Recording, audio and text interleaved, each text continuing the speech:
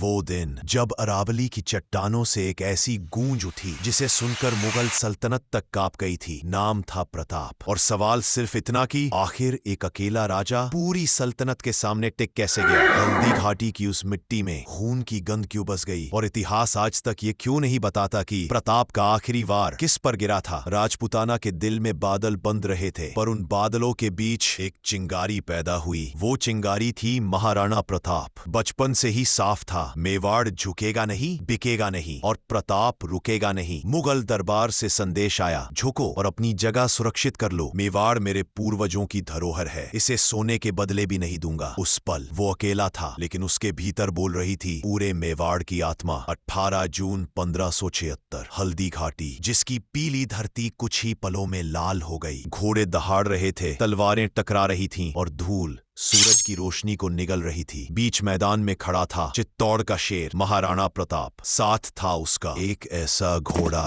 जिसकी वफादारी आज भी वीरता की मिसाल है। जब मुगल चारों ओर से घेर चुके थे, प्रताप घायल था, लेकिन चेतक रुका नहीं। वो छलांग जो उसने नदी पार करने को लगाई, वो सिर्फ छलांग नहीं थी, वो मेवाड़ की सांसें बचाने का संकल्प था। चेतक गिर पड़ा, और प्रताप बस इतना कह पाया, आज तूने मेवाड़ को जीत लिया रणबांकुरे। हल्दी घाटी सिर्फ एक युद्ध नहीं था, वो एक युग की शुरुआत था, संघर्ष के युग की। राजा महलों में सोते हैं, पर प्रताप ने 7 साल अरावली के कठोर पत्थरों पर बिताए। कभी भूखे, कभी बच्चों के साथ जंगलों में छिपते हुए, पर झुके नहीं। इतिहास गवाह है, वो राजा नहीं था, वो संकल्प का दूसरा नाम था। साल बीते, पर प्रताप की आग शांत नहीं हुई। 1 इंच फिर 1 इंच, गांव दर गांव, किला दर किला, मेवाड़ फिर से जाग उठा। कोई बड़ी सेना नहीं थी, ना सोने का खजाना, सिर्फ एक जिद, मेवाड़ वापस लेना है। लोग आज भी पूछते हैं हल्दी घाटी का असली विजेता कौन था, पर सच ये है, जीत किसी मैदान में नहीं मिली, जीत मिली उसके अडिग हौसले को, उस आग को जो 7 साल तक बुझी नहीं। महार वो याद दिलाते हैं कि लड़ाइयां तलवार से नहीं, इच्छा शक्ति से जीती जाती है। और सवाल आज भी वही है, क्या हमारे भीतर प्रताप जैसा हौसला अब भी जिंदा है?